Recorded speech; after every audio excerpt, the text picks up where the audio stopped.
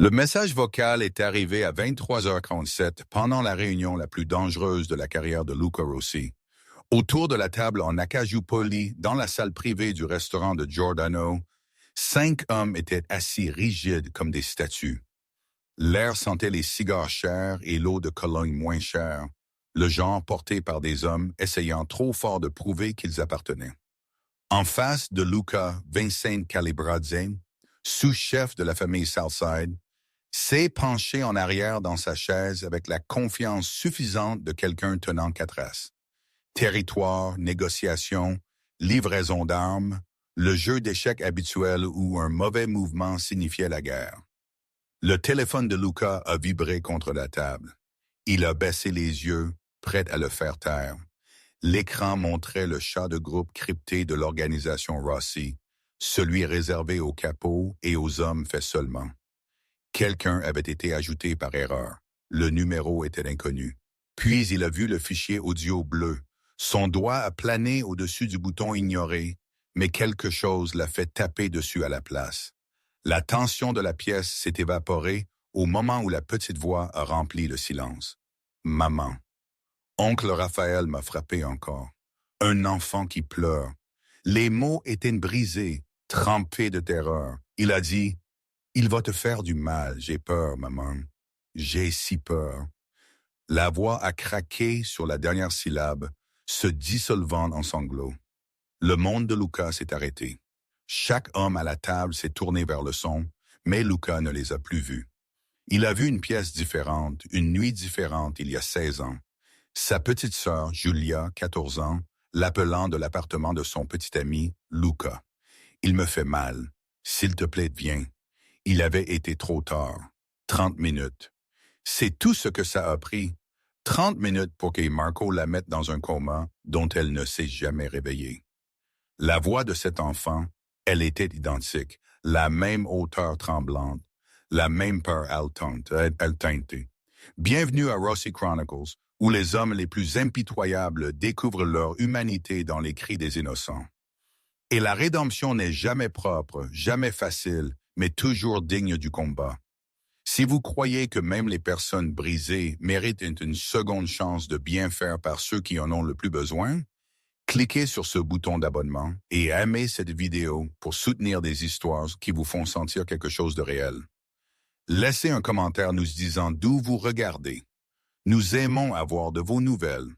Maintenant, voyons comment un mauvais numéro a changé 3 vies pour toujours. Sortez. La voix de Luca a coupé la pièce comme une lame. Vincent a cligné des yeux. Excusez-moi, la réunion est terminée. Tout le monde dehors maintenant. Les capos ont échangé des regards. Vous n'avez pas renvoyé Vincent Calibrazzi. Pas si vous vouliez continuer à respirer. Mais quelque chose dans l'expression de Luca, le zéro absolu dans ses yeux sombres, a fait même Vincent se lever sans discussion. La pièce s'est vidée en 45 secondes. Luca composait déjà le numéro de Marco, son spécialiste technique, avant que la porte ne se ferme complètement. J'ai besoin d'une trace immédiatement. Boss, il est presque minuit. Je me fiche que ce soit le matin de Noël. J'ai besoin d'un emplacement pour ce numéro dans les 3 prochaines minutes où vous trouvez un nouvel emploi. 2 minutes et 40 secondes. Plus tard, Marco a rappelé. Hôpital Northwestern Memorial, entrée des urgences. Les numéros enregistrés à une Isabella Santos, infirmière diplômée, 28 ans. Infirmière, l'adresse, et Luca était déjà en mouvement. Le vent de décembre du lac Michigan se sentait comme du verre brisé contre la peau exposée. Isabella Santos a tiré sa file plus près, sentant le petit corps frissonner à travers le manteau fin qui aurait dû être remplacé 2 hivers plus tôt. Le visage de Sophia était enfoui dans le cou de sa mère, silencieuse comme toujours, 4 ans, et elle n'avait pas parlé plus que des murmures en 8 mois. Pas depuis la nuit où le poing de Raphaël avait connecté avec la mâchoire d'Isabella pendant que Sophia regardait du couloir. « S'il te plaît, Isabella, écoute-moi. » Raphaël Mendy se tenait à 5 pieds de distance, bloquant la sortie des employés. 6 pieds 2, posture militaire, le genre de carrure qui venait d'années de discipline et de stéroïdes. Il avait l'air propre ce soir, sobre. Cela a presque rendu les choses pires. Quand il était ivre, au moins Isabella pouvait prédire la violence. J'ai une ordonnance restrictive, Raphaël. Sa voix était stable. Elle avait appris à ne pas montrer de peur. La peur l'excitait. Un morceau de papier. Il s'est approché. Les lumières fluorescentes du parking projetaient des ombres dures sur son visage. Tu penses que ça te protège? Je connais ton emploi du temps, Issa. Chaque quart, chaque chemin du retour. Tu penses que je ne peux pas m'éloigner d'elle? La voix est venue de l'obscurité entre deux voitures garées. Profonde, contrôlée, absolument létale. Raphaël a tourné, main se déplaçant instinctivement vers sa taille. Vieux réflexe militaire, mais il a gelé quand il a vu l'homme émerger des ombres. Luca Rossi était grand, aux épaules larges, portant un manteau de laine noire qui coûtait probablement plus que le loyer mensuel d'Isabella. Ses cheveux noirs étaient soignés malgré le vent, sa mâchoire assez tranchante pour couper du verre sous une barbe taillée de près. Mais ce furent ses yeux qui firent tomber la main de Raphaël. Marron foncé, presque noir et complètement vide de pitié. J'ai dit, éloignez-vous. La confiance de Raphaël a vacillé. C'est entre moi et Maël n'est pas à toi. La voix de Luca a baissé. Et vous avez 5 secondes pour partir avant que je ne vous y force. Qui diable êtes-vous?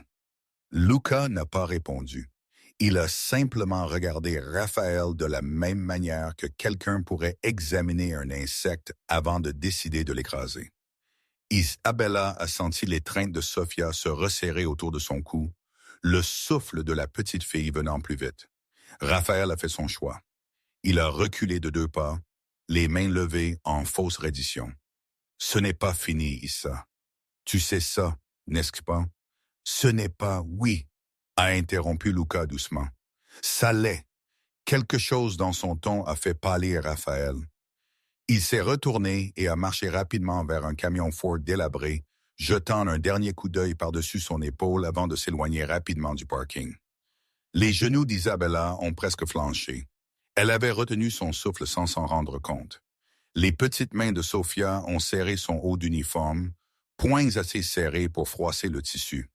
Luca s'est approché et Isabella s'est instinctivement adossée au mur de l'hôpital. « Je ne vais pas te faire de mal. » Sa voix s'est adoucie légèrement, bien qu'elle portât toujours cet acier sous-jacent.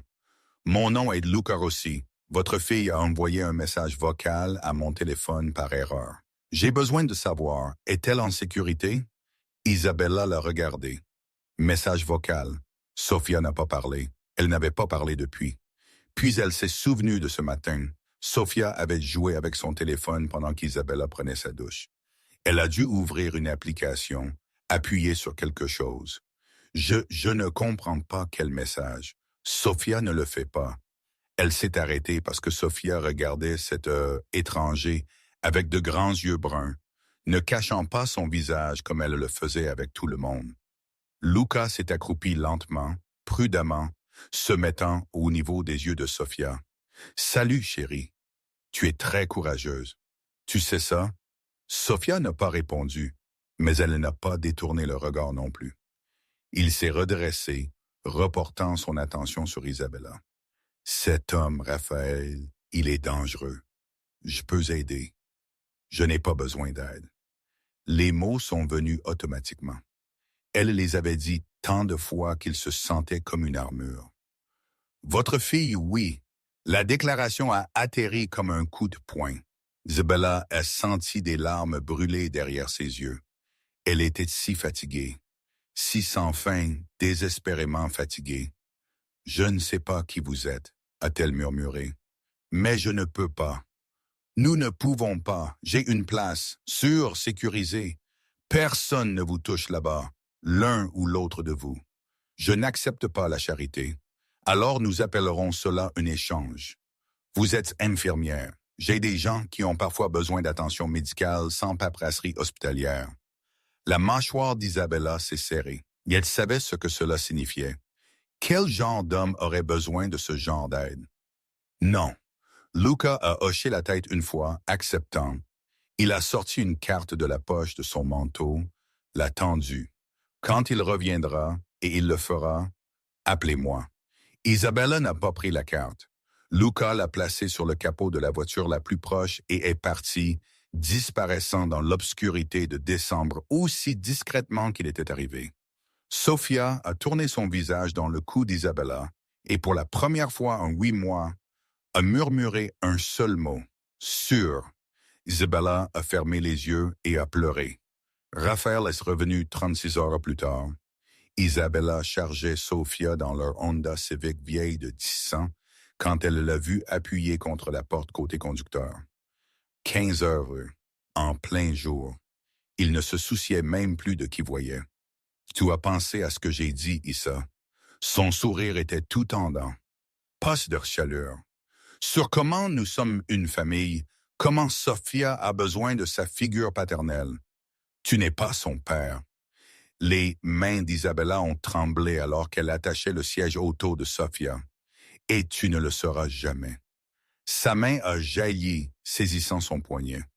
Pas assez fort pour faire une ecchymose. Jamais là où ça se verrait. Ne rends pas ça difficile. Les yeux de Sofia se sont écarquillés. Silencieuse, toujours silencieuse. C'est alors que la Mercedes noire s'est arrêtée. Luca n'a pas pris la peine de parler cette fois-ci. Il a simplement ouvert la porte de sa voiture, est sorti, et l'étreinte de Raphaël s'est relâchée immédiatement. La confiance de l'ex-militaire s'est évaporée face à quelqu'un qui avait passé toute sa vie à apprendre à blesser les gens efficacement. Dernier avertissement, a dit Luca doucement. Partez. La mâchoire de Raphaël s'est serrée. Il était plus grand que Luca, probablement plus fort dans un combat équitable. Mais il n'y avait rien d'équitable dans la façon dont Luca bougeait. Économique, précis, comme si la violence était une langue qu'il parlait depuis la naissance. C'est du harcèlement, a essayé Raphaël. J'appellerai les flics. Faites-le, s'il vous plaît. Le sourire de Luca était terrible. Je suis très curieux de savoir ce qu'ils diront quand ils entendront votre nom. Quelque chose était passé entre eux, une certaine compréhension qui a fait pâlir le visage de Raphaël. Il a relâché le poignet d'Isabella et a reculé vers son camion sans un autre mot. Mais Isabella a vu son expression alors qu'il s'éloignait en voiture. Ce n'était pas de la défaite, c'était du calcul. Il ne s'arrêtera pas. Sa voix a craqué malgré ses meilleurs efforts. Il ne s'arrête jamais. Luca l'a regardée pleinement pour la première fois à la lumière du jour. Elle était belle à la manière des femmes qui avaient oublié qu'elles étaient épuisées, portant les uniformes d'hier, des cernes sous des yeux noisettes qui avaient autrefois probablement pétillé. Ses cheveux bruns mi-longs étaient tirés en arrière en une queue de cheval désordonnée. Elle était trop mince, le genre de minceur qui venait de nourrir son enfant avant soi-même.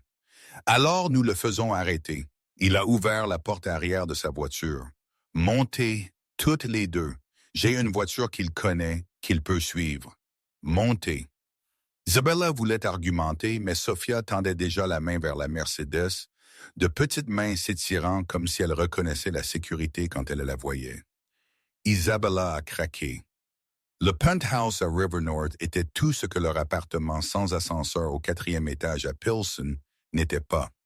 Chaud, propre, silencieux, sauf pour le doux bourdonnement du chauffage cher. Des fenêtres du sol au plafond surplombaient la rivière Chicago. L'eau sombre et lisse sous le ciel gris de décembre, meubles en cuir blanc, comptoir en marbre, une cuisine plus grande que leur appartement entier. Les doigts de Sofia se sont enfoncés dans l'épaule d'Isabella alors qu'elles entraient. La petite fille était accablée, se recroquevillant contre le côté de sa mère. La chambre d'amis est au bout de ce couloir, a dit Luca, retirant son manteau. En dessous, il portait une chemise habillée noire avec les manches retroussées jusqu'au coude. Une montre en platine a attrapé la lumière sur son poignet. Salle de bain attenante. J'ai fait le plein de fournitures de base, mais faites une liste de ce dont vous avez besoin. La fierté d'Isabella a éclaté chaude et immédiate. Je ne peux pas. Oui, vous pouvez. Il a sorti une bouteille d'eau du réfrigérateur, l'a posée sur le comptoir. Vous rembourserez la dette. Je voulais dire ce que j'ai dit. J'ai des gens qui ont besoin de soins médicaux discrètement. Vous le fournissez. Nous sommes quittes. C'est illégal. C'est aussi le cas de la violation d'une ordonnance restrictive. Ses yeux sombres ont rencontré les siens. Je ne suis pas un homme bon, Isabella. Je ne ferai pas semblant de l'être. Mais je tiens de ma parole. Et ma parole en ce moment est que Raphaël ne vous touche plus. En faisant quoi? Le tuant. La question a plané dans l'air. Luca n'a pas bronché. Si nécessaire. Non. Isabella s'est avancée, Sophia s'accrochant toujours à elle. Je ne laisserai pas Sophia grandir en pensant que la violence est la façon de résoudre les problèmes. J'ai fait ça avec Raphaël, et regarde où sa voix a craqué. Si vous le tuez, nous partons immédiatement. Quelque chose a changé dans l'expression de Luca. Surprise, peut-être. Ou respect. Alors comment voulez-vous que je gère ça? Légalement, correctement, je veux qu'il soit arrêté avec des preuves qui tiennent. Elle a levé le menton où je sors par cette porte tout de suite. Luca l'a étudié un long moment, puis a hoché la tête une fois. D'accord, légalement. Et je paye le loyer. Je ferai des quarts supplémentaires. Vous vous tuez déjà à la tâche. Ce n'est pas votre problème. Ça l'est. Si vous vous effondrez d'épuisement, il a croisé les bras. Prenez la chambre. Reposez-vous. Nous négocierons les conditions demain. Isabella voulait continuer à se battre, mais le poids de Sophia dans ses bras devenait plus lourd et ses propres jambes se sentaient comme de l'eau. Elle n'avait pas dormi plus de 4 heures en 3 jours. 1 semaine, a-t-elle dit finalement. Période d'essai. Si cela ne se sent pas sûr, vous partez. Passe d'arguments. Luca a fait un geste vers le couloir. Les portes se verrouillent de l'intérieur. Le code est 1127, l'anniversaire de Julia. Qui est ma sœur? Sa voix est devenue plate. Elle est morte. Isabella n'a pas posé plus de questions. La chambre d'amis était plus grande que le salon et la chambre de leur appartement combiné. Un lit king-size avec des draps blancs, une commode, une chaise près de la fenêtre, tout impeccable et impersonnel, comme un hôtel de luxe. Les yeux de Sophia étaient immenses alors qu'elle l'absorbait, sa petite main agrippant l'ours en peluche usé qu'elle portait depuis la naissance. Isabella a posé sa fille doucement. « C'est bon, Carita. Nous sommes en sécurité ici. » Sophia a regardé sa mère, puis vers la porte fermée, attendant que les cris commencent, les chocs, le bruit des poings sur la chair. Mais il n'y avait que le silence. Isabella s'est agenouillée, se mettant au niveau des yeux de Sophia. « Je sais que tu as peur. Moi aussi. Mais cet homme, Luca, il n'est pas comme Raphaël. Comprends-tu? » Sophia n'a pas répondu. Elle n'avait répondu à rien depuis des mois. La thérapeute a dit que c'était un mutisme sélectif provoqué par un traumatisme. Elle pouvait parler, elle a choisi de ne pas le faire. Sauf qu'elle avait murmuré sur il y a 2 nuits. Un mot, le premier depuis si longtemps. « Préparons-toi pour le lit. » D'accord. Alors qu'Isabella aidait Sophia à enfiler son pyjama rose délavé, celui avec un trou au genou, elle a entendu du mouvement dans la pièce principale.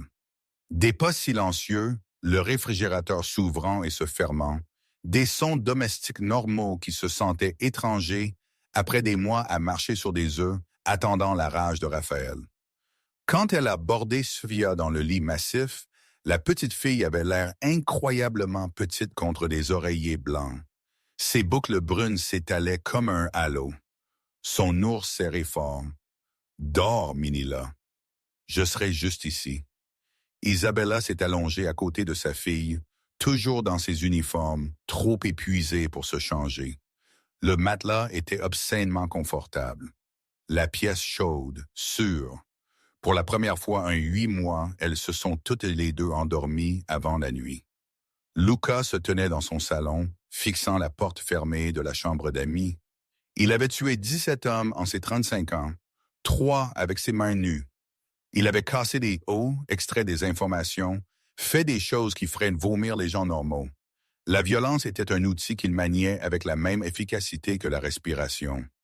Mais le silence de cette petite fille coupait plus profondément que n'importe quel couteau. Elle ressemblait exactement à Julia à cet âge. Même boucles brunes, mêmes yeux larges et terrifiés, même façon de se recroqueviller sur elle-même, essayant de disparaître. Il avait échoué. Julia, arrivée 30 minutes trop tard à l'appartement de son petit ami, l'a trouvée inconsciente sur le sol, crâne fracturé, ne se remorquant plus jamais. Elle est morte 3 jours plus tard sans jamais ouvrir les yeux. Marco l'avait battue pendant 2 heures avant que l'appel de Luca ne l'effraie et le fasse fuir. 2 heures, pendant que Luca était de l'autre côté de la ville à gérer les affaires de son père, il avait trouvé Marco 6 mois plus tard. Il avait fallu 4 jours à Marco pour mourir. Luca s'en est assuré, mais ça n'a pas ramené Julia. Maintenant, voici une autre petite fille, une autre femme se noyant dans la pure, et Luca avait le pouvoir d'aider. S'il pouvait trouver comment le faire sans devenir le monstre que cette mère craignait qu'il ne fût déjà. Son téléphone a vibré. Le nom de Marco a clignoté. Je veux tout sur Rafael Mendes. Dossier militaire, historique financier connu. Associé, contravention de stationnement, tout. Et je le veux d'ici le matin. Boss, c'est d'ici le matin, Marco. Il a raccroché et a marché vers sa chambre. L'appartement était silencieux sauf pour le doux bourdonnement de la ville à l'extérieur. Pas d'enfants qui pleurent, pas de femmes terrifiées, juste le poids d'une promesse qu'il avait faite et un fantôme il y a 16 ans. Plus jamais. Jamais une autre Julia. Il avait l'intention de le tenir. Isabella s'est réveillée à la lumière du soleil. Véritable lumière du soleil. Pas le genre gris filtré qui se faufilait à travers leurs fenêtres barrées d'appartements, mais lumière dorée du matin ruisselant sur des sols propres. Pendant 3 secondes désorientantes, elle a oublié où elle était. Puis le petit poids de Sofia contre son flanc l'a fait revenir en courant. Le penthouse, Luca Rossi, le sous-boss de la mafia qui les avait sauvés 2 fois et l'avait complètement terrifiée. Sofia était déjà réveillée, assise dans son lit avec son ours, fixant la pièce inconnue. Ses yeux bruns suivaient chaque ombre, chaque coin, hyper vigilante, toujours à l'affût du danger. « Bonjour, Carita », a murmuré Isabella, lissant les boucles de sa fille. « Trouvons un peu de petit déjeuner. » La zone de vie principale était vide. Une note était posée sur le comptoir de la cuisine dans une écriture nette et précise. De retour au travail à midi, le café est frais. Servez-vous de tout ce que vous voulez. La fierté d'Isabella a piqué immédiatement. Elle ne voulait se servir de rien. Mais Sofia la tirait vers le réfrigérateur, la curiosité l'emportant sur la peur pour une fois. À l'intérieur des œufs, du lait, des fruits frais, du pain, du jus, plus de nourriture qu'elle n'en avait eu depuis, non, éclaircit la gorge des mois. Isabella a fait des œufs brouillés et du pain grillé, ses mains tremblant légèrement, alors qu'elle utilisait des poils chers de quelqu'un d'autre. Sofia a mangé lentement, prudemment, comme si elle avait peur que la nourriture ne disparaisse. Elle finissait quand la porte s'est ouverte. Luca est entré portant un grand sac de courses. Il avait changé de vêtements, jeans foncés, pull noir, réussissant toujours à avoir l'air de pouvoir tuer quelqu'un efficacement à tout moment. Ses yeux sont allés immédiatement à Sofia, puis Isabella. « Vous êtes levés. »« Nous ne dormons pas après 7 heures, » a dit Isabella, plus défensive que nécessaire. « J'ai un corps où vous avez appelé malade. » Sa colonne vertébrale s'est raidie. « Excusez-moi. J'ai fait contacter quelqu'un à l'hôpital. Vous prenez 1 semaine personnelle. » Il a posé le sac sur le comptoir. « Vous n'avez pas pris de jour de congé en 14 mois, selon votre superviseur. » Elle l'a approuvé immédiatement. Isabella s'est levée si vite que sa chaise a gratté. « Vous n'avez aucun droit. J'ai tout le droit de m'assurer que vous ne vous effondrez pas. » Sa voix est restée calme, calme de façon exaspérante. « Quand avez-vous dormi plus de 4 heures pour la dernière fois? Mangé 3 repas en un jour? Ce n'est pas votre soleil si vous restez ici. » Il a sorti des articles du sac. Vêtements d'enfant, petits détails roses et violets pour Sofia. J'ai deviné, mais s'ils ne vont pas, il y a un reçu. Isabella a fixé les vêtements. Bonne qualité, chaud, le genre qu'elle ne pouvait pas se permettre même en solde. Sa gorge s'est serrée. Je n'ai pas besoin de votre charité. Ce n'est pas de la charité. C'est de la décence élémentaire. La mâchoire de Luca s'est serrée. Ce manteau qu'elle portait avait des trous. C'est décembre à Chicago. Je suis sa mère. Je pourvois. À peine. Le mot a atterri comme une gifle. Parce que vous vous noyez et êtes trop fier pour l'admettre. La vérité de cela a frappé plus fort que n'importe lequel des poings de Raphaël. Isabella a senti des larmes brûler derrière ses yeux. Elle s'est détournée, agrippant le comptoir, se forçant à ne pas craquer. Sophia a glissé de sa chaise. Elle a dépassé sa mère, a dépassé la ligne invisible qu'elle ne franchissait jamais avec les étrangers et s'est arrêtée directement devant Luca. Puis elle a tendu la main et a touché sa main. Luca a gelé. Le sous-boss terrifiant, l'homme qui avait fait fuir Raphaël 2 fois, est resté absolument immobile alors que les petits doigts d'une enfant de 4 ans s'enroulaient autour de 2 des siens. Sophia l'a regardé avec ses énormes yeux bruns. N'a pas parlé, n'en avait pas besoin. Quelque chose a craqué dans l'expression de Luca juste pour une seconde. Puis il s'est accroupi, se mettant à son niveau. « Salut, Sophia. » Sa voix s'est adoucie complètement. « Tu aimes la couleur violette? » Sophia a hoché la tête. Petit mouvement. « Bien. Je t'ai acheté une veste violette. » Il l'a sortie du sac. « Polaire douce, doublure chaude. Puis-je t'aider à l'essayer? » Elle a lâché sa main, s'est retournée, l'a laissé glisser la veste sur ses petites épaules. Elle lui allait parfaitement. Isabella a regardé, son cœur faisant quelque chose de douloureux dans sa poitrine. Cet homme dangereux agenouillé sur son sol chair, boutonnant le manteau d'un enfant, avec des mains qui avaient probablement cassé des os. Il l'a surprise en train de le fixer. Nous devons établir des règles de base, je vous ai déjà dit. Je sais. Pas de violence devant Sophia, résolution légale seulement. Il s'est levé et la douceur s'est évaporée, redevenant un pouvoir contrôlé. Voici les miennes. Vous ne quittez pas ce bâtiment sans me dire où vous allez. Vous ne répondez pas à votre téléphone si Raphaël appelle, et vous me faites savoir immédiatement si quelque chose ne va pas. Je ne suis pas une prisonnière. Non, vous êtes une invitée qui est en danger. Ses yeux sombres ont tenu les siens. Je ne peux pas vous protéger si vous ne me laissez pas faire. Je n'ai pas besoin d'un protecteur.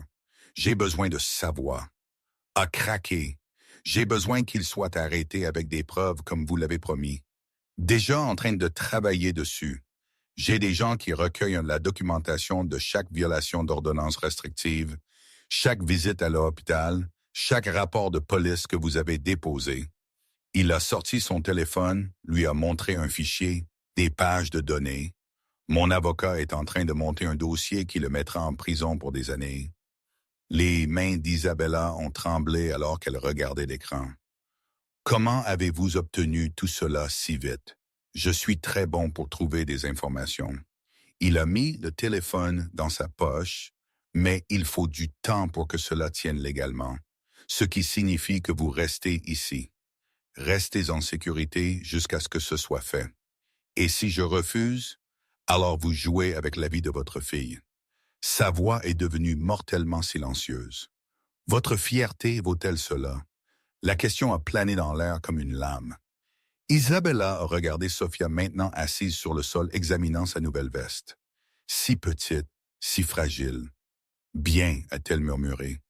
Mais je travaille, je paye ma propre voix. Vous commencez lundi. Un de mes hommes a besoin de points de suture d'un lieu de travail légitime. Accident. Pas de questions posées. Juste des soins médicaux propres.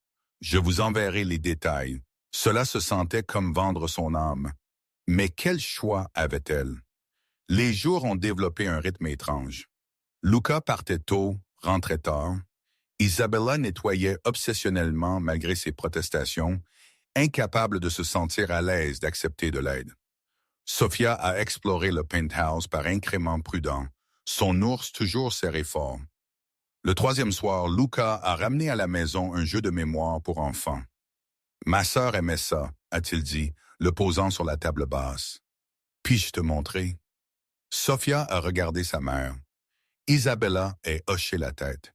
Ils se sont assis sur le sol, cet homme dangereux et cet enfant silencieux, retournant des cartes. Luca les a assortis lentement, délibérément, laissant Sofia gagner. Il ne l'a pas poussée à parler, n'a pas posé de questions, a juste joué. Et Sofia, après 20 minutes, a souri. C'était petit, à peine là, mais réel. Isabella est restée figée dans la cuisine, regardant cette scène impossible. Sa fille n'avait pas souri en 8 mois. N'avait fait confiance à personne sauf à sa mère depuis Raphaël. Mais la voilà, assise en tailleur en face d'un sous-boss de la mafia, assortissant soigneusement des animaux de dessins animés. Luca a surpris Isabella en train de fixer de nouveau. Son expression a changé. Quelque chose de presque vulnérable a vacillé sur ses traits avant que le masque ne retombe. Elle est bonne à ça, a-t-il dit doucement. Elle parlait tout le temps. La voix d'Isabella était à peine audible. Avant Raphaël, elle racontait tout ce qu'elle faisait, posait 1 million de questions. Elle le fera de nouveau. Comment savez-vous? Parce qu'elle est plus forte que ce qui l'a blessée. Ses yeux sombres ont trouvé les siens de l'autre côté de la pièce. Comme sa mère, les mots l'ont frappé différemment que prévu. Pas condescendant, pas apitoyé, juste honnête. Isabella s'est détournée avant qu'il ne puisse voir les larmes. La 5e nuit, elle s'est réveillée au cri de Sofia. Isabella s'est redressée brusquement, le cœur battant. Sofia se débattait dans le lit à côté d'elle, sanglotant dans son sommeil. Non, non, pauvre faveur, non Michuka a mai. Ne fais pas de mal à maman. Isabella a serré sa fille contre elle, murmurant des réconforts, mais Sofia était enfermée dans le cauchemar. Son petit corps a tremblé violemment. La porte de la chambre s'est ouverte. Luca se tenait dans l'embrasure de la porte en pantalon de pyjama et rien d'autre. Poitrine nue, cheveux en bataille. Il avait clairement couru. Qu'est-il arrivé? Cauchemar. Elle en a. La voix d'Isabella a craqué. Elle en a tous les soirs. Il est entré dans la pièce sans demander la permission. S'est déplacé vers le lit. Puis-je essayer quelque chose? Isabella était trop désespérée pour refuser. Luca s'est assis sur le bord du matelas, sa voix tombant à peine au-dessus d'un murmure. Sofia, tu es en sécurité. Personne ne fait de mal à maman. Elle est juste ici. Peux-tu entendre sa respiration? Les sanglots de Sofia se sont légèrement calmés. C'est ça, oui. Écoute, elle est en sécurité. Tu es en sécurité. C'est l'endroit sûr, tu te souviens? Lentement, terriblement lentement, les yeux de Sofia se sont ouverts, flous, terrifiés. Puis ils ont trouvé le visage de Luca. Sûr, a-t-il répété. Toujours en sécurité ici. La respiration de Sofia s'est régularisée. Elle n'a pas parlé, mais sa petite main a tendu la main et a attrapé le poignet de Luca. Il n'a pas bougé, semblait à peine respirer. Juste assis là, cet homme violent, laissant une enfant traumatisée s'ancrer à son pouls. « Je te tiens », a-t-il murmuré. « Vous deux, rien ne me dépasse. » Et Isabella, le regardant dans la lumière tamisée, a commencé à le croire. Isabella a trouvé la photographie par accident. C'était la fin de l'après-midi, 8 jours après leur arrivée. Sofia faisait la sieste, la première fois qu'elle avait dormi pendant les heures de jour sans cauchemar, et Isabella avait cherché le thermostat. Le penthouse était énorme avec des pièces que Luca n'avait jamais mentionnées. Elle a ouvert la mauvaise porte. La pièce était un bureau à domicile, bureau en bois foncé, chaise en cuir, étagère du sol au plafond, et sur le bureau, face vers le bas d'une manière qui se sentait délibérée, un cadran en argent. Elle savait qu'elle ne devait pas le toucher. Elle l'a touché quand même. La photographie montrait un adolescent et une jeune fille. Le garçon avait peut-être 19 ans, tout en angle vif et posture défensive, bras passés protecteurs autour des épaules de la fille. Elle avait 14 ou 15 ans, tout en sourire et longs cheveux foncés, tenant un gâteau d'anniversaire avec 16 bougies. Le garçon était indubitablement Luca, plus jeune, plus mince, mais les mêmes yeux sombres intenses. La fille, le souffle d'Isabella s'est coupé. La fille ressemblait exactement à Sophia. Même boucle brune, mêmes yeux brillants et confiants, même sourire faussette. Je la garde face vers le bas parce que la regarder fait mal. Isabella a tourné. Luca se tenait dans l'embrasure de la porte, toujours dans ses vêtements de travail, costume sombre, chemise blanche déboutonnée au col. Son expression était illisible, mais la tension irradiait de chaque ligne de son corps. Je suis désolé, je cherchais, je sais, c'est bon. Il est entré dans la pièce, a pris le cadre de ses mains, l'a doucement fixé un long moment. Julia, ma petite sœur, elle est morte il y a 16 ans. Le chagrin dans sa voix était vieux mais brut, comme une blessure qui n'avait jamais vraiment guéri. Luca, j'ai son petit ami, l'a tué. Les mots sont venus plats, sans émotion, le ton de quelqu'un qui avait raconté cette histoire trop de fois dans sa propre tête. L'a battue inconsciente pendant que j'étais de l'autre côté de la ville. A fracturé son crâne. Elle a duré 3 jours dans le coma avant que sa mâchoire ne se serre. J'étais censé la protéger. C'était mon travail. Grand frère, j'ai échoué. La gorge d'Isabella s'est serrée. Vous aviez 19 ans. Vous n'auriez pas pu. J'aurais pu. Ses jointures ont blanchi autour du cadre. Elle m'a appelé 30 minutes avant que cela n'arrive. A dit que Marco agissait étrangement. A demandé si je pouvais venir. Je lui ai dit que j'étais occupé, que je l'appellerais plus tard. Il a reposé la photographie, face vers le bas encore, comme s'il ne pouvait supporter de la voir. Je n'ai jamais eu la chance. Le silence s'est étiré entre eux. Dehors, le trafic de fin d'après-midi de Chicago bourdonnait au loin. À l'intérieur, le poids de 16 ans de culpabilité pesait comme une force physique. Quand j'ai entendu la voix de Sophia sur cet audio, et continué Luca, plus calme maintenant, c'était comme entendre Julia de nouveau. Même âge, même terreur. Et j'ai juré sa voix à craquer presque imperceptiblement. J'ai juré que je ne laisserai jamais un autre enfant passer par ce qu'elle a fait. Jamais. Isabella a compris alors la réponse immédiate, la protection féroce. La façon dont il regardait Sophia comme si elle était quelque chose de précieux et de cassable. C'est pourquoi vous avez une règle, a-t-elle dit doucement. Pourquoi vous ne faites pas de mal aux femmes et aux enfants? Ce n'est pas une question de moralité, il s'est tourné pour lui faire face pleinement. C'est à propos du fait que je la vois à chaque fois, à chaque putain de fois, éclaircie de la gorge. Et je ne peux pas. Il s'est arrêté, a respiré. Je ne peux pas échouer de nouveau. La vulnérabilité dans cette admission a frappé Isabella comme une vague. Cet homme dangereux, ce sous-boss qui faisait peur aux hommes adultes, était terrifié par une chose. Être trop tard.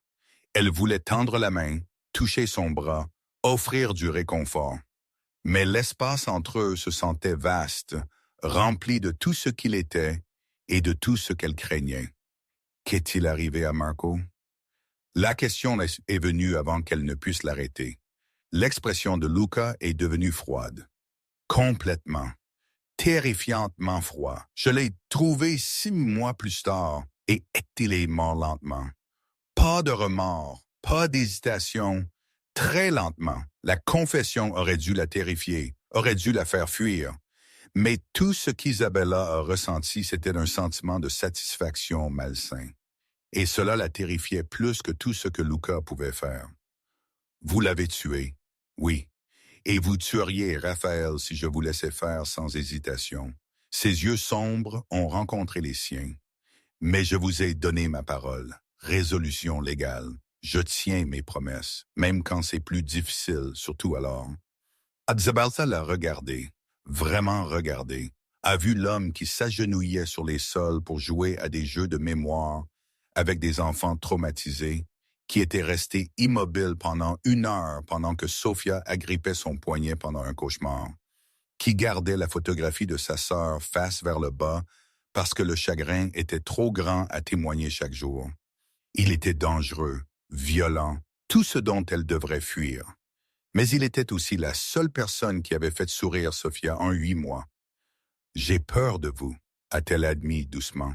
« Pas parce que je pense que vous nous ferez du mal, mais parce que je commence à vous faire confiance. Et je ne sais pas si je peux survivre à me tromper encore. Quelque chose a changé dans le visage de Luca. Pas tout à fait s'adoucissant, mais s'ouvrant. Vous n'avez pas tort. Pas à ce sujet. Comment pouvez-vous être sûr? Parce que j'ai passé 16 ans à apprendre exactement qui je suis. Je suis un tueur, Isabella. Je ne vais pas mentir à ce sujet. Mais je n'ai jamais fait de mal à quelqu'un qui ne le méritait pas, et je ne le ferai jamais. Il s'est approché. Poste menaçant, prudent. Vous et Sophia, vous êtes la première bonne chose que j'ai protégée au lieu d'avoir vengée. Je ne laisserai rien vous arriver. L'intensité dans sa voix le fait le croire, éclaircit la gorge, contre toute logique, contre chaque avertissement criant dans sa tête. Elle l'a cru. Éclaircit la gorge. Raphaël va escalader, a-t-elle murmuré. Il le fait toujours, et quand il le fera, je le gérerai de la bonne manière. La mâchoire de Luca s'est serrée, même si chaque instinct que j'ai hurle de le gérer à ma manière. Pourquoi? Pourquoi est-ce important comment il s'est arrêté tant qu'il s'est arrêté? Parce que Sophia regarde. Sa voix a baissé. Et si elle me voit devenir un monstre pour la protéger, je lui apprends juste que les monstres sont la solution. Elle mérite mieux que ça. Les yeux d'Isabella ont brûlé de larmes. Cet homme brisé, violent, en deuil, comprenait sa fille mieux qu'elle n'osait l'espérer. Merci, a-t-elle réussi à dire. Pour essayer, pour sa voix à craquer, pour la voir comme plus qu'une simple victime à sauver. Elle n'est pas une victime. L'expression de Luca s'est adoucie légèrement. Elle est une survivante, tout comme sa mère. Les mots se sont installés entre eux comme une promesse. Cette nuit-là, après que Sophia fut endormie, Isabella a trouvé Luca assis sur le balcon malgré le froid de décembre. Il a levé les yeux quand elle a fait glisser la porte ouverte. « Vous devriez dormir. »« Vous aussi. » Elle a serré plus fort son pouls emprunté. « Puis-je vous demander quelque chose? »« Toujours. Pensez-vous vraiment que Sophia reparlera ou dites-vous cela juste pour me faire sentir mieux? » Luca est resté silencieux un instant. Puis ma sœur a cessé de parler pendant 3 mois après la mort de notre mère. Juste s'est éteinte complètement. Tout le monde disait qu'elle ne serait plus jamais la même. Qu'est-ce qui a changé? Le temps, la sécurité. Quelqu'un qui n'a pas poussé mais n'a pas abandonné non plus. Ses yeux ont trouvé les siens dans la lumière tamisée. Elle est revenue quand elle était prête. Sophia le fera aussi. Et si elle ne le fait pas, alors nous l'aimons exactement comme elle est. Il l'a dit avec une telle certitude, une telle conviction absolue qu'Isabella a senti quelque chose se fissurer dans sa poitrine. Nous. Le mot a plané dans l'air froid. Luca s'est levé, s'est avancé vers elle, s'est arrêté juste assez près pour qu'elle puisse sentir sa chaleur contre le froid de l'hiver. Frisson. Je voulais dire ce que j'ai dit. Je ne laisserai rien arriver à l'une ou l'autre de vous. Cela inclut l'avenir. Vous ne pouvez pas promettre ça. Vous ne savez pas. Je sais que vous ne vous êtes pas permis de faire confiance à quelqu'un depuis Raphaël. Je sais que vous êtes terrifié que je sois juste un autre homme dangereux attendant de vous faire du mal. Et je sais. Sa voix s'est enrouée. Je sais que je tombe amoureux de vous deux. Et cela me fait plus peur que tout ce que j'ai jamais affronté. Le souffle d'Isabella s'est arrêté. Vous ne le pensez pas. Je ne dis jamais des choses que je ne pense pas. Il a tendu la main lentement, lui donnant le temps de s'éloigner, et a brossé une mèche de cheveux de son visage. Vous me donnez envie d'être meilleur. Sophia me fait croire que je peux l'être. Ce n'est pas quelque chose que je suis prête à perdre. Sa main était chaude contre sa joue, douce, rien comme le toucher de Raphaël, qui avait toujours été question de contrôle. C'était une question, une offre. Isabella s'y est penchée avant de pouvoir trop réfléchir, avant que la peur ne puisse l'emporter sur l'espoir. Et Luca, cet homme dangereux avec du sang sur les mains et du chagrin dans le cœur, a tenu son visage comme si elle était quelque chose de précieux, d'irremplaçable. « Je ne vous laisserai pas tomber », a-t-il murmuré. Pour la première fois depuis des années, Isabella voulait croire aux promesses de nouveau. L'appel est arrivé à 2h17 du matin, 11 jours après leur emménagement. Le téléphone d'Isabella a illuminé l'obscurité. Numéro inconnu. Son estomac est tombé immédiatement. Raphaël avait utilisé des téléphones jetables avant quand elle bloquait sa ligne principale. Elle a répondu sans réfléchir. Bonjour. Respiration lourde, puis sa voix traînante et venimeuse. J'ai découvert où tu te caches, Issa. Vraie place chic, penthouse de River North. Ça doit être sympa de te prostituer pour te permettre ça. Son sang est devenu froid. Comment as-tu genre des amis partout, bébé? Des amis qui t'ont suivi de l'hôpital. Des amis qui savent exactement quel bâtiment, quel étage. Une pause.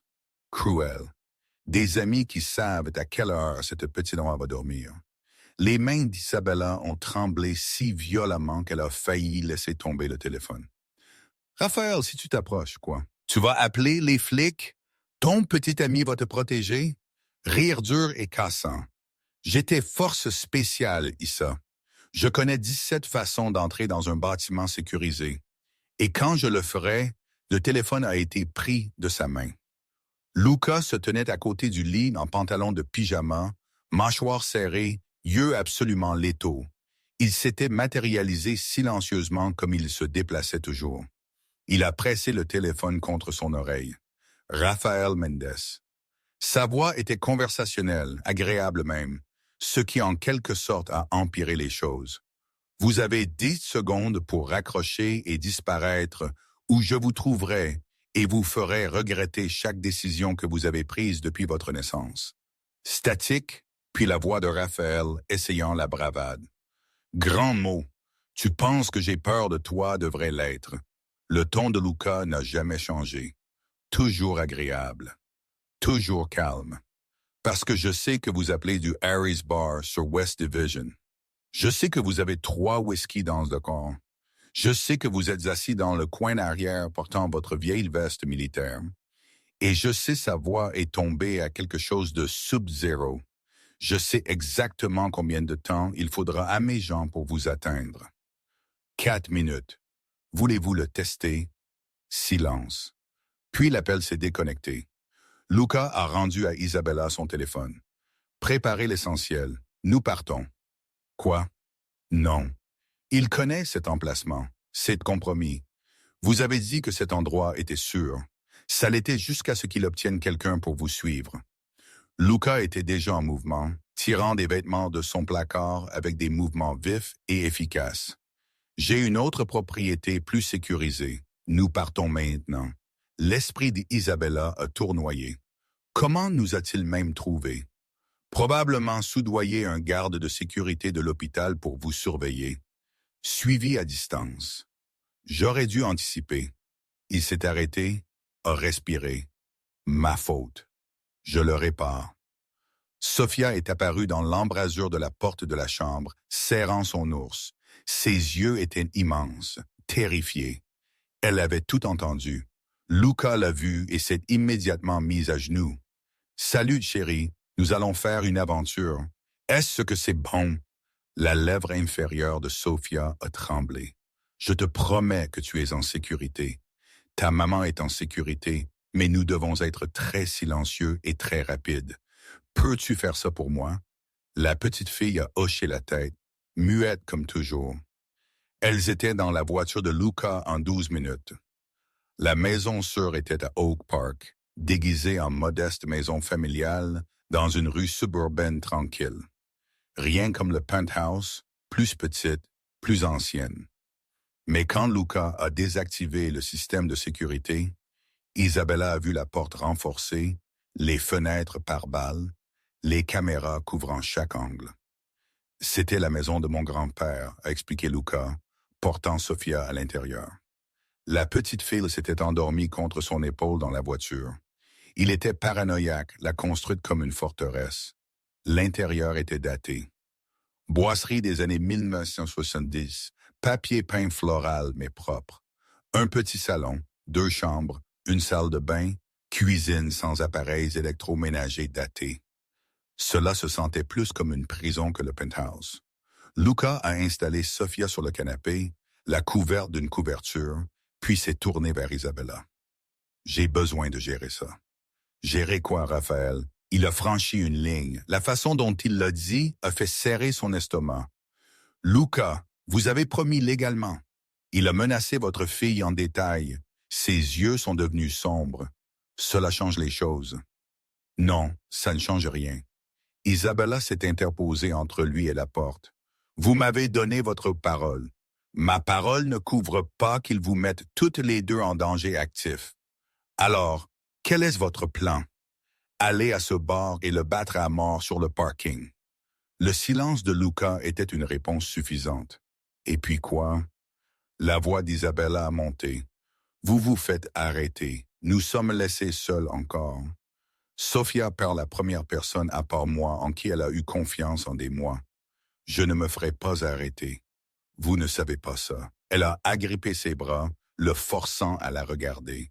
S'il te plaît, ne fais pas ça. Pas comme ça. Alors comment? La question est sortie étranglée. Comment vous protégez-je sans la voie légale comme vous l'avez promis? Construisez le dossier. Faites-le arrêter correctement. Ses yeux ont brûlé. Je sais que c'est plus lent. Je sais que c'est plus difficile, mais c'est le seul moyen qui ne vous transforme pas sans ce que j'ai peur que vous soyez. Les mots ont plané entre eux. Brutal. Honnête. La mâchoire de Luca s'est serrée si fort qu'elle a pu voir le muscle sauter. Vous me demandez de le laisser se promener libre pendant que... Je vous demande de faire confiance au système que vous avez dit que vous utiliseriez. La voix d'Isabella s'est adoucie. Je vous demande d'être l'homme que Sofia pense que vous êtes. Quelque chose s'est brisé dans son expression. Il a regardé vers le canapé où Sofia dormait, petite et vulnérable, la confiance écrite dans chaque ligne de son visage endormi. Si quelque chose vous arrive à l'une ou l'autre pendant que je joue selon les règles, alors nous le gérerons ensemble. Isabella s'est approchée. Mais vous ne pouvez pas me rendre complice de meurtre et appeler ça de la protection. Ce n'est pas de la protection, c'est juste remplacer un cauchemar par un autre. Luca a fermé les yeux, a respiré. Quand il les a rouverts, l'intention de tuer s'était calmée. Pas partie, mais contrôlée. Bien, nous faisons cela à votre manière. Sa voix était rauque, mais il n'aura pas une autre chance de s'approcher. Compris. Compris. Il a sorti son téléphone, a composé. Marco, j'ai besoin d'une surveillance 24h24 sur eux. Rafael Mendes, chaque mouvement qu'il fait, chaque personne à qui il parle, chaque fois qu'il respire mal, je veux une documentation. Documentation légale. Une pause. Parce que nous construisons un dossier qui l'enterrera. Poste de corps, pas d'accident, prison. Il a raccroché et a regardé Isabella. Heureuse? Non, mais reconnaissante. Elle a touché sa main. Merci d'avoir choisi différemment. Je ne le fais pas pour moi. Ses doigts se sont entrelacés dans les siens. Je le fais parce que vous avez raison et parce que vous perdre ferait plus mal que de le laisser vivre. L'aveu a plané dans l'air entre eux. Dehors, l'aube se levait sur Oak Park. À l'intérieur, Sofia s'est agitée sur le canapé, marmonnant dans son sommeil. Pas un cauchemar, juste des rêves. Luca a serré la main d'Isabella une fois. Reposez-vous. Je prendrai le premier quart. Vous avez besoin de dormir aussi. Je dormirai quand il sera derrière les barreaux. Il a embrassé son front. Bref, doux, rien comme l'homme dangereux qu'il pourrait être. Allez, j'ai ça. Et malgré tout, Isabella l'a cru. Raphaël a fait son prochain mouvement. 3 jours plus tard, Isabella quittait Northwestern Memorial après son premier quart de retour. Luca avait finalement accepté de la laisser retourner au travail avec 2 de ses hommes la suivant à distance. Le garage de stationnement était bien éclairé, sécurisé. Raphaël attendait de toute façon. Il est sorti de derrière un pilier en béton et le cœur d'Isabella s'est arrêté. Il avait l'air pire qu'elle ne l'avait jamais vu. Mal rasé, aux yeux sauvages, faisant des ravages d'alcool même à 3 mètres de distance. Tu pensais pouvoir te cacher. Sa voix traînait. Tu pensais que ton petit ami gangster te protégerait. Raphaël, il y a une ordonnance restrictive. Si tu veux. L'ordonnance restrictive. Il a fait un mouvement brusque vers l'avant. Tu es à moi, Issa. À moi. Cet enfant est à moi. Tu n'as pas à juste Sophia n'est pas à toi. La voix d'Isabella est restée stable malgré la terreur qui lui montait à la gorge. Elle ne l'a jamais été. Je l'ai élevée pendant 1 an. Tu m'as battu devant elle. Les mots ont éclaté. Tu lui as donné des cauchemars et des traumatismes et tu l'as fait cesser de parler. Tu n'as pas à la revendiquer. Le visage de Raphaël s'est tordu. Il a tendu la main vers elle. Isabella a rattrapé le spray au poivre que Luca avait insisté qu'elle porte et a visé. Mais avant qu'elle ne puisse appuyer sur la gâchette, la main de Raphaël a été arrachée en arrière. Luca est apparu comme une ombre, rendue solide, tordant le bras de Raphaël derrière son dos, avec une efficacité brutale. Raphaël a crié. Un pas de plus vers elle, a dit Luca doucement, et je casse chaque os de ce bras. Fais-le. Raphaël a craché. Je poursuivrai en justice. Je porterai plainte. Bien. Le sourire de Luca était terrible, parce qu'il y a 17 caméras dans ce garage, et chacune d'elles vient de vous enregistrer en train de violer une ordonnance restrictive et de tenter d'agresser. Il a tordu plus fort. Les genoux de Raphaël ont flanché. Mon avocat va adorer ça. Des sirènes hurlaient au loin, se rapprochant. Vous avez appelé les flics? Les yeux de Raphaël sont devenus sauvages. La seconde où mon homme a signalé par radio que vous étiez ici, Luca l'a relâché, le poussant en avant. C'est fini pour toi, Raphaël. Complètement fini. 2 voitures de police ont crissé dans le garage. 4 officiers ont émergé, mains sur les armes. C'est lui. Un des hommes de Luca a appelé, sortant des ombres. Rafael Mendez. Violation active d'ordonnance restrictive. Tentative d'agression. Nous avons tout sur caméra. Les officiers sont entrés. Raphaël a combattu, criant des obscénités, mais il l'avait menotté en 30 secondes. Un des officiers s'est approché d'Isabella. « Madame, allez-vous bien? Vous a-t-il fait du mal? » « Non. » Sa voix a tremblé. « Je vais bien. Nous aurons besoin d'une déclaration. Elle viendra au poste demain, » a interjeté Luca en douceur. Elle a eu un choc. Laissez-la rentrer chez elle d'abord. L'officier a regardé entre eux, reconnaissant clairement Luca, sachant clairement exactement qui il était demain matin, 9 heures. Elle sera là. Ils ont regardé Raphaël être chargé dans la voiture de police, criant toujours des menaces. Les jambes d'Isabella ont finalement lâché. Luca l'a rattrapé, la tenue droite. « Je te tiens. Vous ne l'avez pas tué. » Elle tremblait si fort que ses dents claquaient. « Vous auriez pu. Je l'ai vu dans vos yeux, mais vous ne l'avez pas fait. Non. » Ses bras se sont resserrés autour d'elle. « Parce que vous m'avez demandé de ne pas le faire. Et parce que Sophia mérite de le voir dans une cage, pas dans une tombe. » Isabella a enfoui son visage dans sa poitrine et s'est laissé craquer. Toute la peur, tous les mois de terreur se déversant en sanglots déchirants.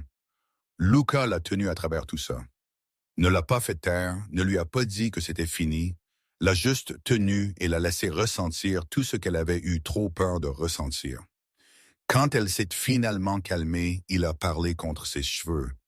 Il va en prison, Isabella. Vraie prison. Les preuves que nous avons compilées, les photographies, les dossiers hospitaliers, la vidéo de ce soir, c'est fini pour lui. Pour combien de temps? 5 à 8 ans minimum. Plus si mon avocat fait bien son travail. 8 ans. Sophia aurait 12 ans, presque une adolescente. En sécurité. Merci, a murmuré Isabella, pour l'avoir fait de cette façon. Merci, Sophia. Sa voix s'est enrouée. C'est elle qui m'a donné envie d'être meilleur. Ils se tenaient là, sous la lumière fluorescente dure du garage, se tenant l'un l'autre, pendant que la nuit de Chicago engloutissait un autre prédateur. Et pour la première fois en 1 an, Isabella s'est laissé croire en la sécurité. L'avocat de Raphaël l'a fait sortir sous caution en 48 heures. Luca a reçu l'appel à 6h15 du matin. La voix de Marco était tendue de tension. Boss, il a payé sa caution. Juge Chris, le cousin de Raphaël, travaille au bureau du procureur. Ils ont tiré des ficelles. Luca a fermé les yeux et senti chaque muscle de son corps se recroqueviller avec le besoin de réparer cela à l'ancienne. Où est-il maintenant? Inconnu.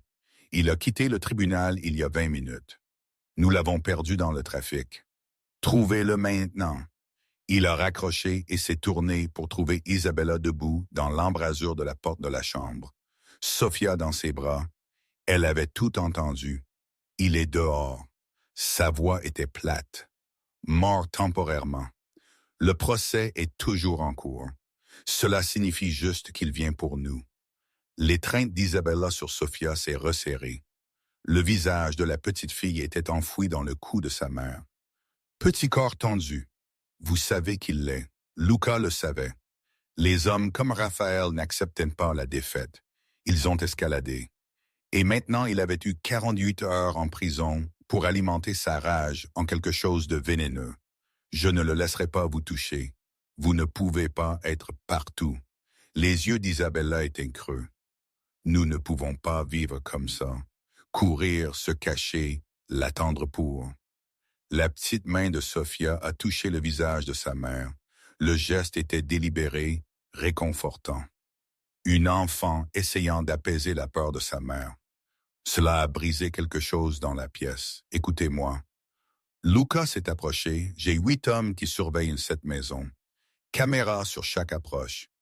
Il n'arrivera pas à moins d'un pâté de maison. Il est arrivé à 3 mètres de moi dans un garage de stationnement sécurisé. L'accusation a atterri. Juste. Mérité, je sais. La mâchoire de Luca s'est serrée. Je l'ai sous-estimé. Éclairci la gorge. Je ne le ferai plus. Et si le sous-estimé fait tuer Sophia? La question a plané dans l'air comme une lame. Luca a regardé la petite fille. Boucle brune ébouriffée du sommeil. Ours serré fort, le regardant avec ses énormes yeux qui lui faisaient entièrement confiance.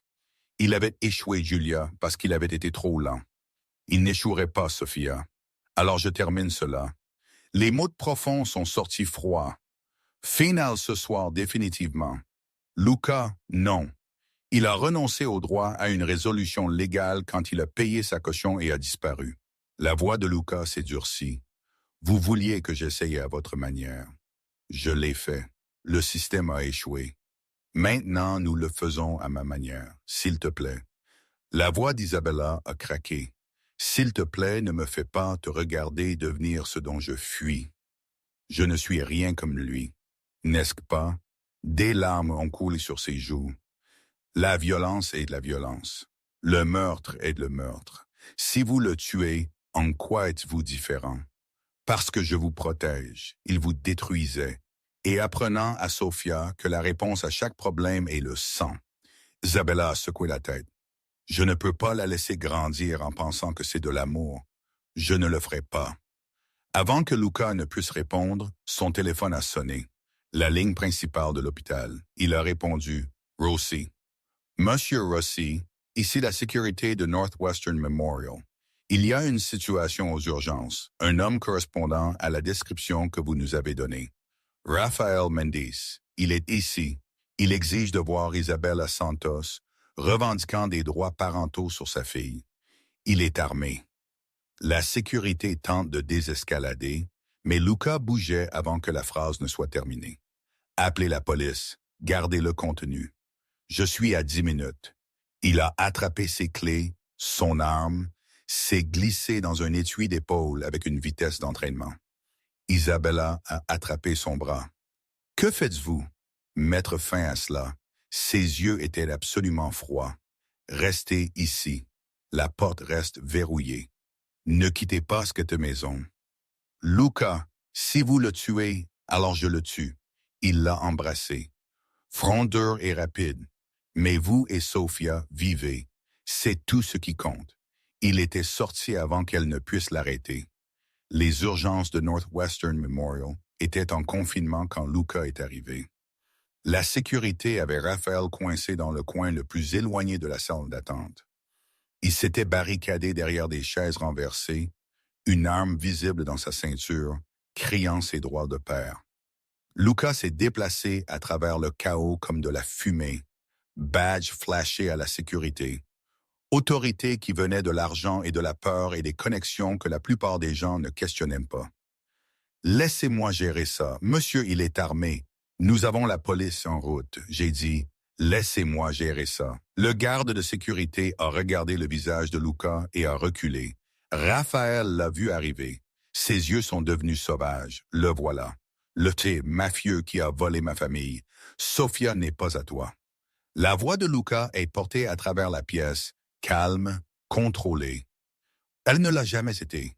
Je l'ai élevée. Tu l'as traumatisée. Luca s'est approché, mains visibles, sans arme. Tu as battu sa mère devant elle. Tu as donné un TSPT à une enfant de 4 ans. Tu n'es rien qu'un lâche avec une arme. La main de Raphaël s'est déplacée vers sa ceinture. Ne fais pas ça. La voix de Luca est tombée à zéro absolu. Parce que si vous sortez cette arme, je vous abattrai avant que votre main ne quitte le cuir, et aucun jury au monde ne me condamnera pour cela. Tu penses que tu es meilleur que moi. Le visage de Raphaël s'est tordu de rage et de désespoir. Éclaircis la gorge. Vous êtes un A criminel, un tueur. Oui. Luca a hoché la tête une fois. Je le suis. Mais je n'ai jamais fait de mal à un enfant, jamais battu une femme, jamais confondu la terreur avec le respect. Il a fait un autre pas. Tu veux te battre avec quelqu'un? Batte-toi avec moi ici maintenant. Pas d'armes, juste des poings. La main de Raphaël a tremblé sur l'arme. Tu adorerais ça, n'est-ce pas? Te donner une excuse pour « je n'ai pas besoin d'excuses ». J'ai besoin que vous compreniez quelque chose. La voix de Luca s'est adoucie presque imperceptiblement. Vous avez déjà perdu. Isabella ne vous aime pas. Sofia est terrifiée par vous. Et aucune quantité de menaces ou de violence ne va changer cela. Elle est à moi. C'est une enfant. Les mots ont claqué comme un fouet. Une petite fille traumatisée, effrayée, qui veut juste se sentir en sécurité. Et vous, vous êtes le monstre de ses cauchemars. Quelque chose dans l'expression de Raphaël s'est froissé. Pas de remords, juste la réalisation qu'il avait perdue. Sa main s'est de nouveau déplacée vers l'arme. Le temps a ralenti. Luca pouvait le désarmer, pouvait lui casser le poignet, la mâchoire, le laisser saigner sur le linoléum, pouvait sortir sa propre arme et mettre fin à cela comme il avait mis fin à 17 autres problèmes. Mais alors il l'a entendu, petite voix cristalline malgré le chaos. Tio Luca. Il s'est tourné. Sofia se tenait à l'entrée des urgences, Isabella la retenant, essayant de la tirer en arrière. Mais la petite fille fixait directement Luca avec ses énormes yeux bruns. Et elle a parlé. Phrase complète. La première en 8 mois. Tout là ne lui fait pas de mal. S'il te plaît, tu n'es pas comme lui. Tu es bon. Les mots ont frappé comme un coup de marteau sur la poitrine. Luca a regardé cette petite enfant qui avait vu sa mère battue, qui était devenue silencieuse à cause du traumatisme, qui avait toutes les raisons de vouloir Raphaël détruit, le suppliant de choisir la miséricorde. Il a regardé Raphaël, tendant toujours la main vers son arme. Éclairci de la gorge, il a regardé Sofia qui croyait en lui. Le choix n'était même pas difficile. Luca a levé les mains, a reculé. Raphaël pose l'arme. Cela ne finit pas comme tu le penses, comme l'enfer. La police a inondé l'entrée. 6 officiers, armes tirées, criant des ordres. Raphaël a tourné vers eux, arme à moitié sortie. Luca a bougé par instinct, non pas vers Raphaël, mais vers Sofia. Il a couvert la distance en 3 enjambées, a soulevé la petite fille dans ses bras, l'a protégée avec son corps alors que des coups de feu claquaient dans l'air. 3 coups de feu. Raphaël est tombé. Épaules et jambes non létales. Il survivrait. Luca a pressé le visage de Sofia contre son épaule, bloquant sa vue. Ne regarde pas, chérie. Ne regarde pas, mais la petite main de Sofia a tapoté sa joue. Tu ne lui as pas fait de mal, tu as choisi le bien. Et Luca, cet homme qui avait tué sans hésitation, qui avait bâti une vie sur la violence, a senti des larmes brûler derrière ses yeux. Ouais, bébé, j'ai choisi le bien. 6 heures après, dans une chambre de l'hôpital privé où Raphaël gisait menotté au lit sous la garde de la police, le procureur est arrivé avec des documents. Agression avec une arme mortelle, tentative d'enlèvement, violation d'une ordonnance restrictive, possession illégale d'une arme à feu. Elle a regardé Luca et Isabella d'un air sombre. Avec les preuves que vous avez compilées et l'incident d'aujourd'hui, il risque 15 à 20 ans. Pas de caution cette fois-ci. Isabella s'est affaissée contre Luca, se laissant enfin craquer. Raphaël était éveillé, hébété par les analgésiques, les fixant avec une rage impuissante. Ce n'est pas fini, Issa. Quand je sortirai, vous ne le ferez pas. La voix de Luca était calme, certaine. Éclaircit la gorge. Parce que j'adopte Sophia légalement, épouse sa mère, et au moment où vous serez libéré, sera si loin de votre portée. Vous ne serez rien qu'un mauvais souvenir. Raphaël s'est jeté contre les menottes, a échoué, est retombé, vaincu. Ils l'ont laissé là, criant des menaces que personne ne croyait plus. Dehors dans le couloir, Sophia a tendu la main vers Luca. Il l'a soulevé dans ses bras, et elle s'est enroulée autour de lui comme un petit koala. Puis elle a parlé de nouveau, éclairci la gorge, clairement, parfaitement. Pouvons-nous rentrer à la maison maintenant? Je veux rentrer à la maison. La main d'Isabella a couvert sa bouche. Des larmes coulaient. Luca a embrassé le front de Sophia. Ouais, chérie, nous pouvons rentrer à la maison. Et pour la première fois, quand il a dit maison, il voulait dire tous les trois. 6 mois plus tard, la maison d'Oak Park s'était transformée. La boiserie datée est restée, mais Isabella avait accroché des rideaux joyeux aux fenêtres. Les dessins de Sophia couvraient le réfrigérateur, plus des gribouillis sombres de peur, mais des familles au crayon de couleur vive avec 3 personnes se tenant la main. Le papier peint floral du salon était prévu pour être remplacé le mois prochain, mais pour l'instant, il était adouci par des photographies, le premier jour de prématernelle de Sophia, le mariage discret d'Isabella et Luca au tribunal, les dîners de famille autour de la petite table de cuisine. Ce n'était pas le penthouse, ce n'était pas glamour ou impressionnant, mais c'était le leur. Isabella se tenait au comptoir de la cuisine coupant des légumes pour le dîner, regardant par la fenêtre Luca pousser Sophia sur la balançoire qu'il avait installée le mois dernier. La petite fille a hurlé de rire. Rire réel, fort et sans retenue, ses boucles brunes volant dans la brise de septembre. Plus haut, papa. Plus haut, papa. Elle avait commencé à l'appeler ainsi il y a 3 mois. Luca avait pleuré, réellement pleuré la première fois. Maintenant, il y répondait comme s'il avait attendu toute sa vie pour l'entendre. L'adoption avait été finalisée en juillet. Simple, silencieuse, légale. Sophia Rossi, leur fille de toutes les manières importantes. La main d'Isabella s'est déplacée inconsciemment vers son estomac. Encore hors plat, mais pas pour longtemps. Semaine, il le dirait à Sophia bientôt. Mais pour l'instant, c'était un secret enveloppé de jouets et de terreur et d'espoir. La porte arrière s'est ouverte. Sophia a couru en première, tachée d'herbe et heureuse, serrant l'ours en peluche usée sans lequel elle refusait toujours de dormir. « Maman, je suis allée ça-haut. J'ai presque touché le ciel. J'ai vu Minaïlia. » Isabella s'est agenouillée, brossant les boucles du visage rougi de sa fille. « Pourquoi ne vas-tu pas te laver les mains? Le dîner est presque prêt. » D'accord. Sophia a disparu vers la salle de bain, jacassant toute seule à propos des nuages et des oiseaux, et si les ours pouvaient se balancer. Lucas s'est appuyé contre le comptoir, regardant Isabella avec une expression qui lui coupait toujours le souffle. 6 mois de vie commune, 4 mois de mariage, et il la regardait toujours comme si elle était quelque chose de miraculeux. Elle est heureuse.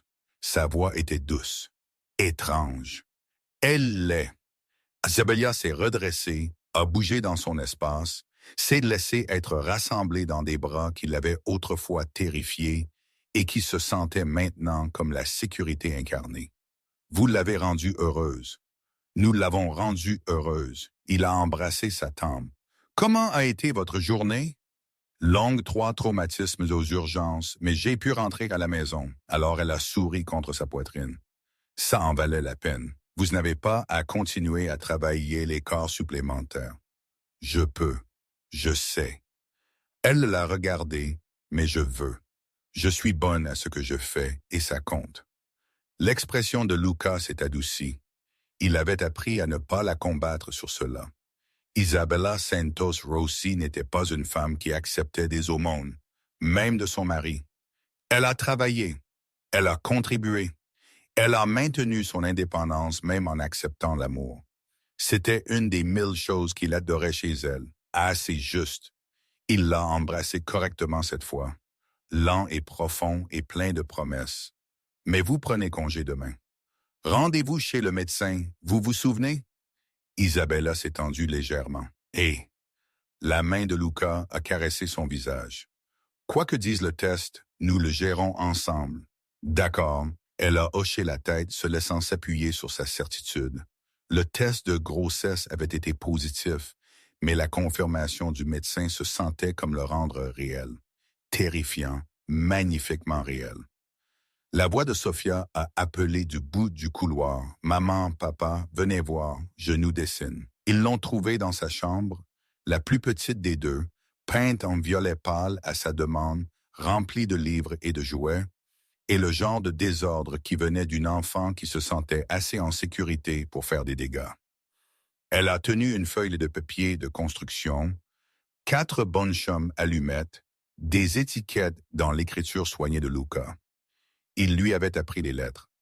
Maman, papa, Sophia et une 4e figurine plus petite étiquetée bébé. Le souffle d'Isabella s'est arrêté. Qu'est-ce que c'est que Carita? Sophia a pointé fièrement. Notre famille. Toi et papa et moi et le bébé dans ton ventre. Les yeux de Luca se sont écarquillés. Sophia, chérie, nous n'avons pas. Je vous ai entendu parler hier soir quand vous pensiez que je dormais. Sophia a regardé entre eux, soudain inquiète. Ne sommes-nous pas censés avoir un bébé? Est-ce mal? Isabella s'est agenouillée, tirant sa file près d'elle. Non, bébé, ce n'est pas mal. C'est merveilleux. Nous attendions juste le bon moment pour vous le dire. Alors je peux être une grande sœur, oui. Luca s'est accroupi à côté d'elle, complétant le cercle. Tu vas être la meilleure grande sœur. Sophia a jeté ses bras autour d'eux deux, serrant fort. Je vais tout apprendre au bébé. Comment se balancer et dessiner et lire. Et elle s'est retirée, les yeux écarquillés d'une préoccupation soudaine. Le bébé aura-t-il peur comme moi? La question a frappé comme un coup de poing. La gorge d'Isabella s'est serrée, mais Luca a répondu calme et certain. Non, chérie, parce que ce bébé va grandir en sachant qu'il est aimé dès le premier jour. Pas de peur, pas de mal, juste la famille. Comme moi maintenant, exactement comme vous maintenant. Sophia a considéré cela, puis a hoché la tête, satisfaite. Bien, parce qu'avoir peur est vraiment mauvais. J'aime mieux heureux. Moi aussi, a murmuré Luca, sa voix rauque d'émotion. Ils sont restés comme ça. Les 3 d'entre eux enlacés l'un à l'autre sur un tapis violet dans une maison modeste à Oak Park, jusqu'à ce que le dîner brûle légèrement et que Sophia se plaigne qu'elle avait faim et que la vraie vie reprenne. Mais Isabella savait qu'elle se souviendrait de ce moment pour toujours, ce sentiment de sécurité improbable et complète.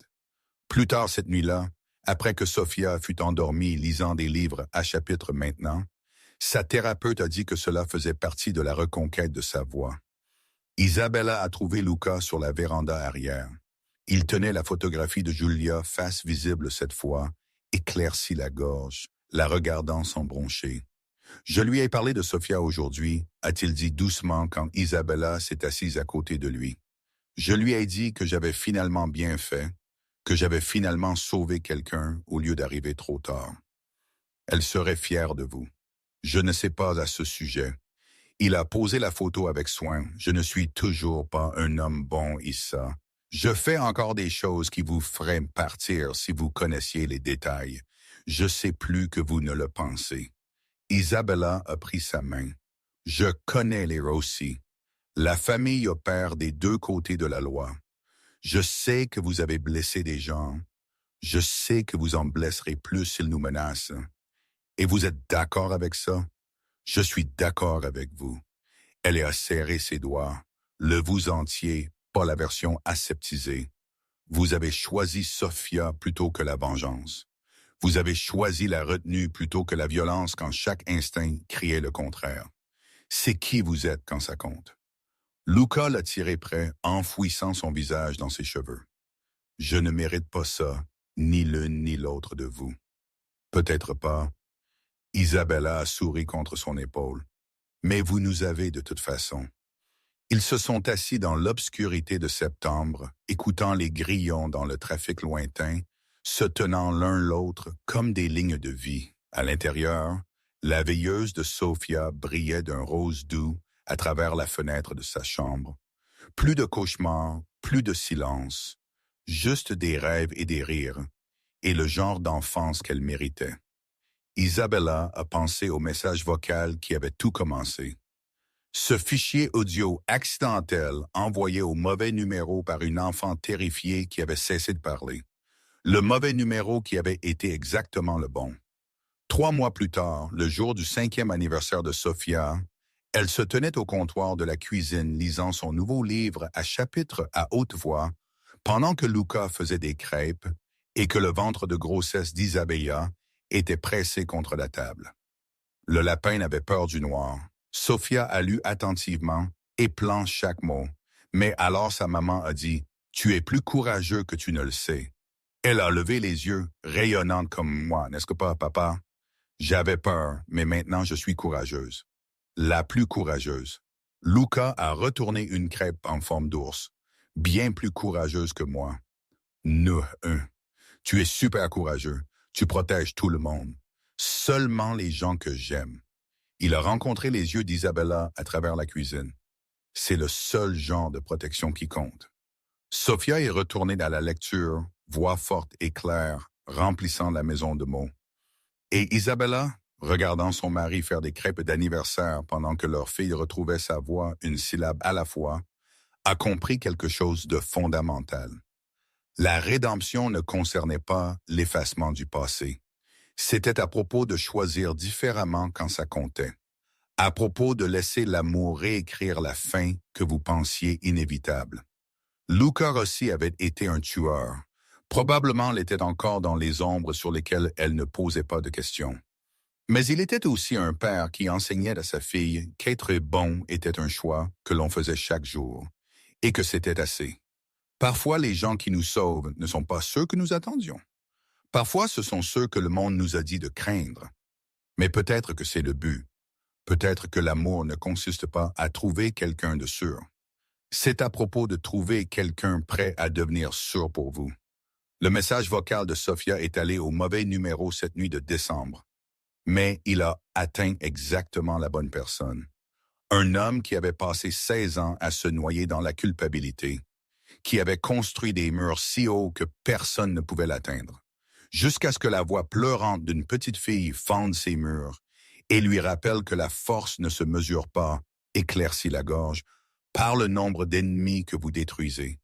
Elle se mesure par la férocité avec laquelle vous protégez ceux qui ont le plus besoin de vous. Rafael Mendez purge 18 ans de prison fédérale. Il sera libéré quand Sophia aura la vingtaine, assez âgée pour décider elle-même si elle veut le revoir un jour. Luca soupçonne qu'elle ne le fera pas. Certaines portes, une fois fermées, restent fermées. La famille Rossi est toujours dans les affaires, toujours dangereuse, toujours crainte. Mais maintenant, il y a une balançoire dans le jardin d'une modeste maison à Oak Park. Maintenant, il y a des rires à table. Maintenant, il y a une petite fille qui appelle un sous-boss de la mafia papa et croit complètement qu'il a accroché la lune. Et peut-être qu'à la fin, c'est la plus grande rébellion de toutes. Pas la violence, pas le pouvoir, mais choisir l'amour quand tout en vous était construit pour la guerre. Si cette histoire a touché quelque chose en vous, Si vous croyez que même les personnes brisées peuvent devenir entières quand elles trouvent la bonne raison, laissez un commentaire avec vos pensées. Nous lisons chaque mot et vos mots signifient tout pour nous. Cliquez sur ce bouton j'aime pour soutenir des histoires sur la vraie rédemption, l'amour désordonné et le genre de seconde chance qui change tout. Et abonnez-vous parce que nous vous apportons de nouveaux voyages émotionnels chaque jour. Histoires sur des gens qui choisissent d'être meilleurs même quand c'est plus difficile. Avant de partir, regardez la prochaine vidéo à l'écran ou explorez notre playlist pour plus de contes de famille inattendus, de protection féroce et d'amour qui réécrit chaque règle. Merci d'être ici avec nous ce soir. Merci de croire que tout le monde mérite une chance de choisir différemment. Bonne nuit, restez en sécurité, restez plein d'espoir. Et souvenez-vous, parfois le mauvais numéro est exactement le bon appel.